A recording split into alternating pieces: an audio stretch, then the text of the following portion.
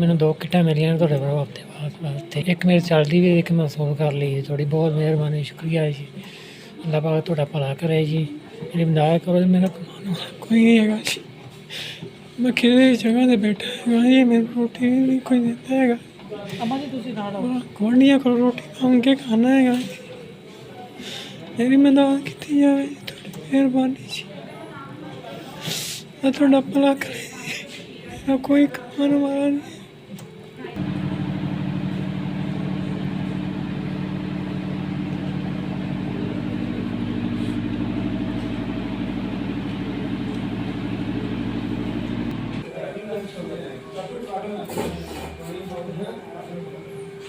दो गिट्टा मिलियां जी, मेरा एक हफ्ता ऐसा लग जाएगा। अल्लाह ताला आपको से अरशद रंग लगाए, वाली हर मुश्किल आसान करे।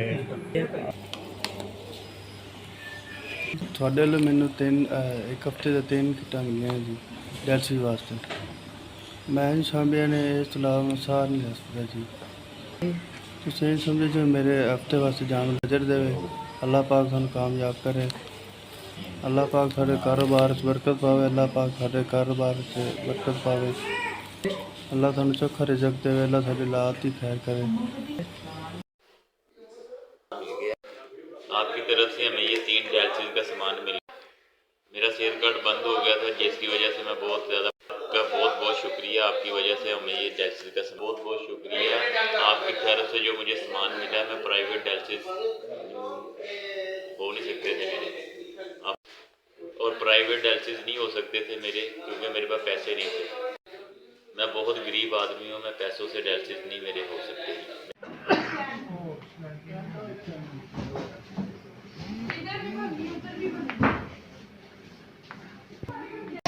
सुबह आए सी इंतज़ार कर कि हम चले गए घर। हमारी तबीयत नहीं सी है आने की जी। सुबह 4 बजे आके बैठे हुए इधर जी। डायलिसिस नहीं है तो मेरी तबीयत ख़राब हो गई ज़्यादा, तो इसी घर चले गए जी।